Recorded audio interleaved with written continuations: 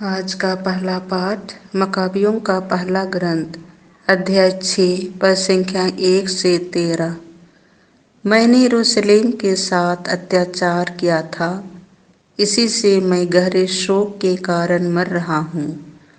जब अंतियोक पहाड़ी प्रांतों का दौरा कर रहा था तो उसने सुना कि फारस देश का इलीमाइस नगर अपनी संपत्ति और सोना चांदी के लिए प्रसिद्ध है और यह कि वहाँ का मंदिर अत्यंत समृद्ध है और उसमें वे स्वर्ण ढाल कवच और अस्त्र शस्त्र सुरक्षित हैं, जिन्हें फिलिप के पुत्र सिकंदर मकेदोनिया के राजा और यूनानियों के प्रथम शासक ने वहाँ छोड़ दिया था। इसीलिए वह उस नगर पर अधिकार करने और उसे लूटने के लिए चल पड़ा, किंतु वह ऐसा नहीं कर पाया क्योंकि नागरिकों को उस अभियान का पता चल गया था। उन्होंने हथियार लेकर उसका सामना किया और उसे भागना पड़ा। उसने दुखी होकर वहाँ से बाबुल के लिए प्रस्थान किया। वह फारस में ही था जब उसे यह समाचार मिला कि जो सेना यहूदिया पर आक्रमण करने निकली थी वह परास्त होकर हट रही है। लिसियस एक विशाल सेना लेकर वहां गया था, किंतु उसे यहूदियों के सामने से पीछे हट जाना पड़ा। अब यहूदी अपने अस्त्रों, अपने सैनिकों की संख्या और परस्त सेनाओं की लूट के कारण शक्तिशाली बन गए थे। उन्होंने यरूशलेम की होम वेदी पर अंतियोक द्वारा स्थापित घृणित मूर्ति को ढाह दिया। पहले की तरह मंदिर के चारों ओर ऊंची दीवार बनवाई और उसके नगर बेतसूर की भी किलाबंदी की। राजा यह सुनकर चकित रह गया। वह बहुत घबराया, पलंग पर लेट गया और दुख के कारण बीमार हो गया, क्योंकि वह जो चाहता था वह नहीं हो पाया था। वह इस तरह बहुत दिनों तक पड़ा रहा, क्योंकि एक गहरा विषाद उस पर छाया रहा। तब वह समझने लगा कि वह मरने को है और उसने अपने सब मित्रों को बुलाकर उनसे कहा, मुझे नींद नहीं आती और मेरा हृदय शोक के कारण टूट गया है। मैंने पहले अपने मन में कहा, मैं कितना कष्ट सह रहा हूँ और मुझ पर दुख का कितना बड़ा पहाड़ टूट पड़ा है।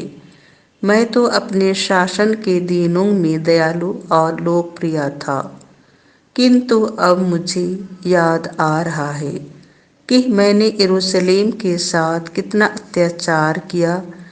मैं वहाँ के चांदी और सोने के सब पात्र चुरा कर ले गया और मैंने आकरण युद्ध के निवासियों को मारने का आदेश दिया। मुझे लगता है कि मैं इसी से ये कष्ट भोग रहा हूँ और गहरे शोक के कारण यहाँ विदेश में मर रहा हूँ। यह प्रभु की वाणी है। संत लुकस के अनुसार पवित्र सुसमाचार अध्याय 20 पद संख्या 27 से 40। प्रभु मृतकों का नहीं, जीवितों का ईश्वर है। सदूकी यीशु के पास आए। उनकी धारणा है कि मृतकों का पुनरुत्थान नहीं होता। उन्होंने यीशु के सामने यह प्रश्न रखा, गुरुवर, मूसा ने हमारे लिए यह नियम बनाया है, यदि किसी का भाई अपनी पत्नी के रहते निसंतान मर जाए तो वह अपने भाई की विधवा को विवाह कर अपने भाई के लिए संतान उत्पन्न करे। 7 भाई थे। पहले ने विवाह किया और वह निसंतान मर गया। दूसरा और तीसरा आदि 7 भाई विधवा को विवाह कर निसंतान मर गए। अंत में वह स्त्री भी मर गई।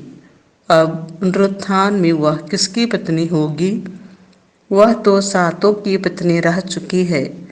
यीशु ने उनसे कहा, इस लोक में पुरुष विवाह करते हैं और स्त्रियां विवाह में दी जाती हैं, परंतु जो परलोक तथा मृतकों के पुनरुत्थान के योग्य पाए जाते हैं, उन लोगों में ना तो पुरुष विवाह करते हैं और न स्त्रियां विवाह में दी जाती हैं। वे फिर कभी नहीं मरते। वे तो स्वर्गदूतों के सादृश होते हैं और पुनरुत्थान की संतति बन जाते हैं। मृतकों का पुनरुत्थान होता है। मूसा ने भी झाड़ी की कथा में इसका संकेत किया है, जहाँ वह प्रभु को इब्राहिम का ईश्वर, इसहाक का ईश्वर और याकूब का ईश्वर कहते हैं। वह मृतकों का नहीं, जीवितों का ईश्वर है, क्योंकि उसके लिए सभी जीवित हैं। इस पर कुछ शास्त्रियों ने उनसे कहा, गुरुवर, आपने ठीक ही कहा। इसके बाद उन्हें यीशु से और कोई प्रश्न पूछने का साहस नहीं हुआ। यह प्रभु का सुसमाचार है।